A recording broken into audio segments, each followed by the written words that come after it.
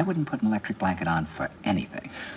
First, I'd be worried I might get electrocuted. No, I don't trust technology.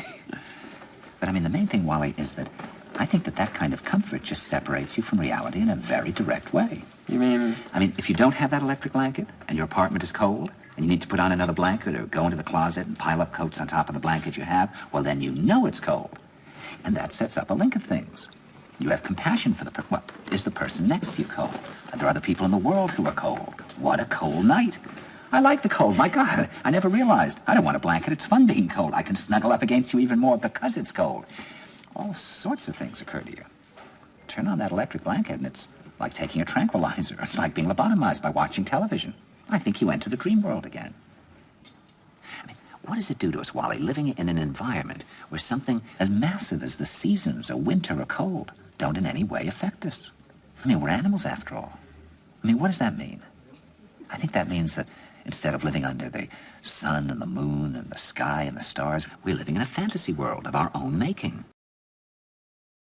I mean, really, tell me, why do we require a trip to Mount Everest in order to be able to perceive one moment of reality? I mean, is Mount Everest more real than New York? I mean, isn't New York real? I mean, you see, I think if you could become fully aware of what existed in the cigar store next door to this restaurant, I think it would just blow your brains out. I mean, isn't there just as much reality to be perceived in the cigar store as there is on Mount Everest? I mean, what do you think? You see, I think that not only is there nothing more real about Mount Everest, I think there's nothing that different in a certain way. I mean, because reality is uniform in a way, so that if your perceptions are, if your own mechanism is operating correctly, it would become irrelevant to go to Mount Everest and sort of absurd because, of course, on some level, obviously it's very different from a cigar store on 7th Avenue. But Well, I agree with you, Wally. But the problem is that people can't see the cigar store now. I mean, things don't affect people the way they used to. I mean, it may very well be that 10 years from now, people will pay $10,000 in cash to be castrated just in order to be affected by something. Well, why do you think that is? I mean, why is that? I mean, is it just because people are lazy today or they're bored?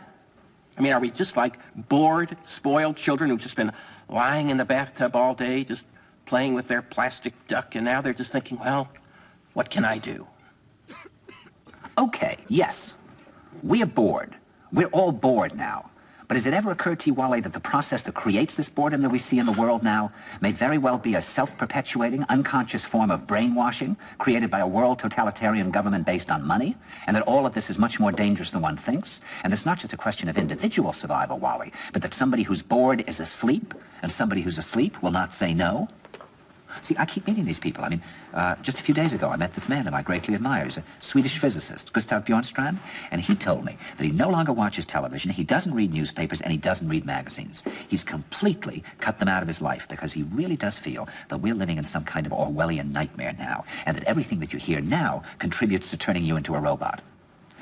And when I was at Findhorn, I met this extraordinary English tree expert who had devoted his life to saving trees. He just got back from Washington, lobbying to save the redwoods. He's 84 years old. He always travels with a backpack because he never knows where he's going to be tomorrow.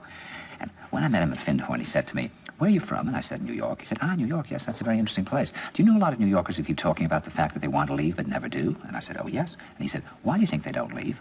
I gave him different banal theories. He said, "Oh, I don't think it's that way at all." He said, "I think that New York is the new model for the new concentration camp, where the camp has been built by the inmates themselves, and the inmates are the guards, and they have this pride in this thing they built. They've built their own prison, and so they exist in a state of schizophrenia, where they are both guards and prisoners, and as a result, they no longer have, having been lobotomized, the capacity to leave the prison they've made, or to even see it as a prison." And then he went into his pocket and he took out a seed for a tree, and he said, "This is a pine tree." He put it in my hand and he said, "Escape before it's too late."